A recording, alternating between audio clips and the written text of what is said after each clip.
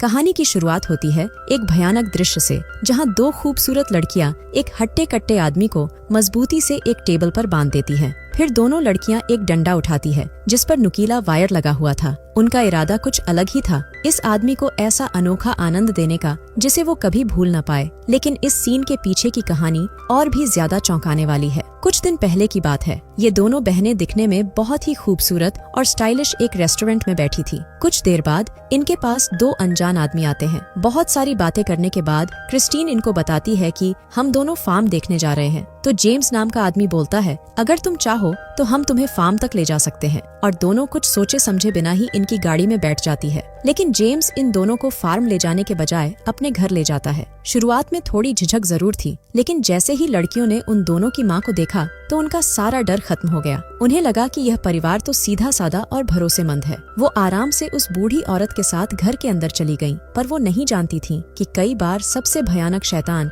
सबसे मासूम शक्ल में सामने आता है। जैसे ही दोनों घर के अंदर पहुंची, उस बूढ़ी महिला ने पहले से तैयार एक केक निकालकर उनके सामने रख दिया। लड़कियां भी बिना कोई शक किए उस केक को खाने लगी। लेकिन जैसे ही केक का पहला टुकड़ा उनके मुंह में गया, बड़ी बहन क्रिस्टीन को अचानक चक्कर आने लगे। उसकी नजरें धुंधली होने लगीं और दिमाग सुन्न पड़ने लगा। उसे तुरंत समझ आ गया कि कुछ गड़बड़ है। दोनों बहनें घबरा गईं और जान बचाने के लिए घर से बाहर भागने लगीं। लेकिन उन दो दरिंदे भाइयों ने दौड़कर दोनों लड़कियों को फिर से पकड़ लिया और वापस अंदर ले आए।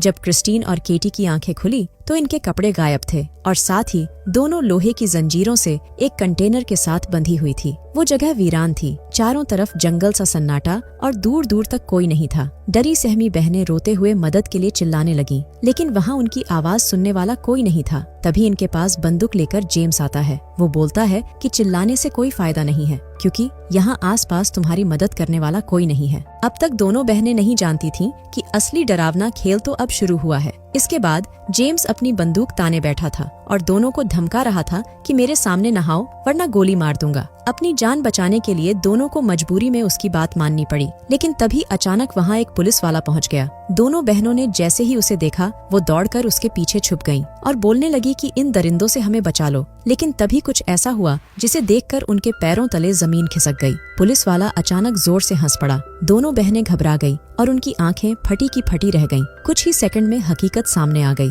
दरअसल ये पुलिस वाला उन्हीं दरिंदे भाइयों का साथी था। क्रिस्टीन और केटी लुकास से मदद मांगती है, लेकिन लुकास इन दोनों को जंजीरों से बांधकर कंटेनर में डाल देता है। कुछ ही देर बाद पुलिस वाला दोनों के साथ गलत काम करके बाहर आता है, लेकिन कंटेनर के अंदर केटी बिल्कुल टूटी हुई सहमी हुई रो रही थी। उसके साथ जो हुआ उसने उसकी आत्मा तक को हिला दिया था। क्रिस्टीन को समझ ही नहीं आ रहा था कि इस नरक से कैसे निकला जाए, पर उनकी मुसीबतें यहीं खत्म नहीं हुई थीं। अगले दिन जेम्स और लुकास एक आदमी को अपने साथ लेकर आते हैं और उसकी नजर सीधी क्रिस्टीन पर जा टिकी। आदमी गलत इरादे से क्रिस्टीन के साथ कंटेनर में गया। क्रिस्टीन उस आदमी को घूरकर देख रही थी, लेकिन तभी आदमी ने क्रिस्टीन को एक जोरदार तमाचा मार दिया और साथ ही वो अपनी सिगरेट क्रिस्टीन के पेट पर बुझाता है और क्रिस्टीन की भयानक चीखें सुनकर केटी रोने लग जाती है। उसका मन डर से भर गया था, पर ये सब कुछ तो बस एक शुरुआत थी। कुछ ही देर बाद अचानक दूर जंगल की ओर से कुछ अजीब और डरावनी चीखें सुनाई देने लगीं। वो आवाजें ऐसी थीं जैसे कोई इंसान जानवर बन गया हो। जेम्स और लुकास ने जल्दी से दोनों बहनों के हाथ लोग किए और बोले कि वो आ रहा है। उन्होंने जल्दी से बहनों के सिर पर मोटे कपड़े का हेडकवर पहना दिया। इसके बाद हम एक आदमी को देखते हैं जो सुअर का मास्क पहन लेता है और दोनों लड़कियों के पास जाता है। जैसे ही दोनों के सर से कपड़ा हटाया जाता है तो वो अपने सामने एक अजीब से आदमी को देखती है जिसके सिर पर सुअर का डरावना मास्क था। उसका भयानक हुलिया देख दोनों बहनें डर के मारे चिल्लाने लगी और अपनी जान की भिख मांगने लगी। तभी उस डरावने आदमी ने क्रिस्टीन का हाथ पकड़ लिया और उसे सूंघने लगा जैसे कोई जानवर शिकार को परखता है। उसका चेहरा तो मास्क से ढका हुआ था, लेकिन क्रिस्टीन ने उसकी कलाई पर एक गहरा टैटू साफ साफ देखा। इसके बाद वो आदमी क्रिस्टीन को जबरन कंटेनर के अंदर घसीट के ले गया। केटी कुछ कर न सकी, बस क्रिस्टीन के लिए भिख मांगती रही। कुछ घंटे बाद केटी कंटेनर का दरवाजा खोलकर अंदर गई तो देखा कि उसकी बहन कोने में सिमटी हुई कांप रही थी, बुरी तरह टूटी हुई। उसका हाल देखकर कोई भी अंदाजा लगा सकता था कि उसके साथ क्या क्या किया गया होगा। इसके बाद हम देखते हैं कि क्रिस्टीन और केटी के अंकल पास्टर पुलिस थाने पहुंचे। पास्टर ने क्रिस्टीन और केटी के गुमशुदगी होने की रिपोर्ट दर्ज करवाई, लेकिन दुर्भाग्य देखिए, जिस पुलिस वाले ने रिपोर्ट सुनी वो और कोई नहीं बल्कि वही पुलिस वाला निकला जिसने पहले खुद उन बहनों के साथ गलत काम किया था। अब चूंकि मामला पुलिस तक पहुंच चुका था, इसलिए अगले दिन बोरिस नाम का आदमी जेम्स के पास आता है और बोलता है कि इनका अंकल पुलिस तक पहुंच चुका है, इसलिए ज्यादा समय बर्बाद करना खतरे से खाली नहीं। उसने तुरंत जेम्स को आदेश दिया कि दोनों बहनों को उठाकर हमेशा के लिए खत्म कर दे। ये सारी बातचीत उस कंटेनर में छिपी केटी ने सुन ली थी। अब उसके पास वक्त बहुत कम था। उसे मालूम था कि अगर उसने अब कुछ नहीं किया तो कुछ ही दिनों में दोनों की लाशें भी नहीं मिलेंगी। केटी क्रिस्टीन से बोलती है, हमें यहाँ से निकलना होगा। तभी यहाँ पर ये तीनों आ जाते हैं। बोरिस नशेड़ी आदमी से बोलता है कि हम शहर जाकर आते हैं, तब तक इन दोनों को चुना मत, और नशेड़ी आदमी को दोनों लड़कियों के पास छोड़कर चले जाते हैं। अब इन दोनों के पास एक बहुत अच्छा मौका था,